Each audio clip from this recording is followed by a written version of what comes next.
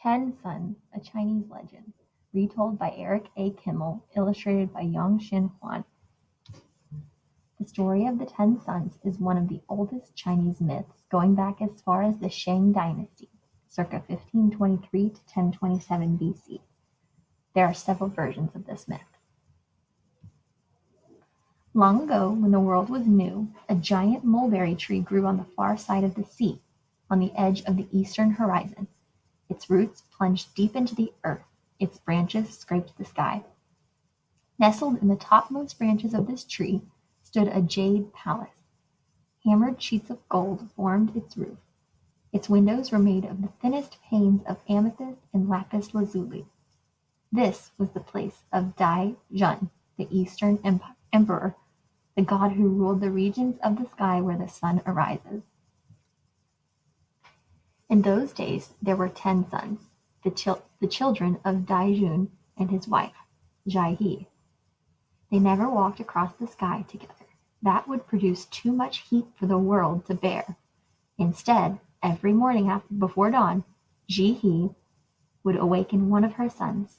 They would climb into her dragon chariot and drive to a point on the eastern horizon where Ji He's son would begin his walk. Each day, one of the sons would walk across the sky from east to west. When the people on earth saw the sun crossing the heavens, bringing warmth, delight, and light, they offered thanks to Di Jun, Ji He, and their family. But the gratitude of the earth's people and the importance of their work meant nothing to the boys. They found their task boring. Day after day, year after year, century after century, they followed the same path across the sky. There was no one to talk to, nothing new to see, nothing to do except follow that same weary track over and over again. One night, as Di Jun's boys lay in bed, they began talking. Hui Feng Huang, the oldest, said, "I would not mind walking the path so much if I had some company." "I feel the same way," Li Jing, the youngest, replied. "Tomorrow, let's do something different. Why don't we all get up early, take the dragon chariot, and walk across the sky together?" The others agreed. A splendid idea. In the dark of night, while their parents slept, the boys arose, put on their brightest garments, hitched the dragon to their mother's chariot, and rode across the star-swept sky to the eastern horizon. Laughing, chattering, with their arms around one another's shoulders, they began their walk. When dawn came, the people who lived on Earth were astonished to see 10 suns appear above the horizon. The blazing heat of 10 suns shining down at once was more than the world could bear. Crops withered in the fields, forests caught fire, lakes and rivers dried up, mountains shattered to pieces. The sea began to boil. People and animals grew faint.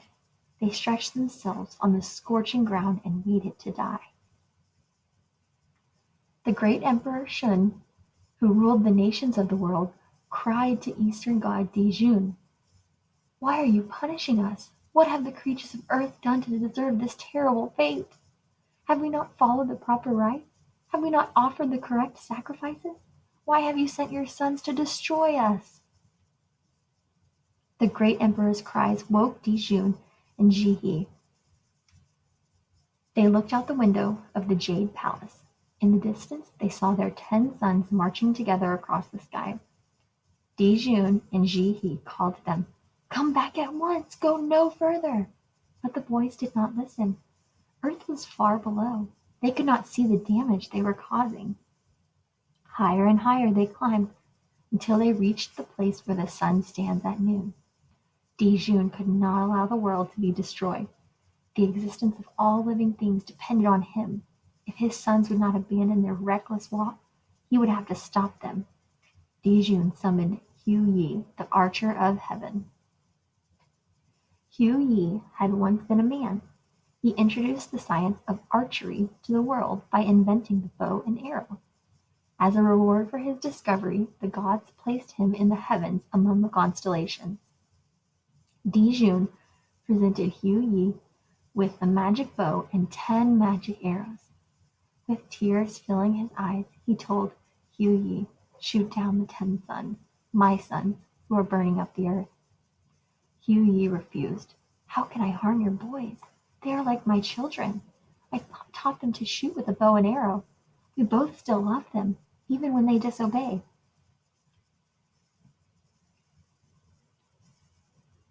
"I love the creatures of the earth too.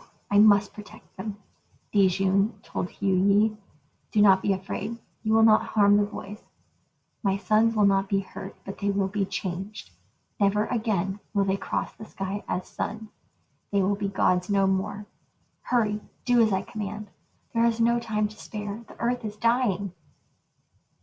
Hugh Yi took Dijun's bow and magic arrows. He rode the wind down to earth, taking his place on top of White Mountain. He planted his feet firmly and took careful aim.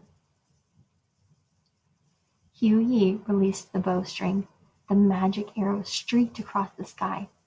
It struck the first of the 10 suns, shattering it to pieces. One by one, Hugh Yi's arrows found their mark. Each sun exploded, filling the sky with blinding light. The boys fell to earth, but they did not die. Instead, they turned into black feathered birds. They became crows. The Emperor Shun watched the suns exploding in the sky. Suddenly, he realized that if Hugh Yi destroyed all the suns, there would be no heat or light. The earth would be plunged into icy darkness. There was no time to spare. The Emperor Shun summoned his fastest messenger. "Go to the top of White Mountain, find Hugh Yi, remove one arrow from his quiver to make sure he does not shoot down all the suns." The messenger mounted his horse. He rode faster than he had ever ridden in his life, all the way to the top of White Mountain. There he saw Hugh Yi. By now, only one sun remained in the sky. Shun's messenger plucked the last arrow from Hugh Yi's quiver just as the Archer of Heaven reached for it. Finding no more magic arrows, Hugh Yi assumed his work was done. He unstrung his bow and rode the wind back to the stars.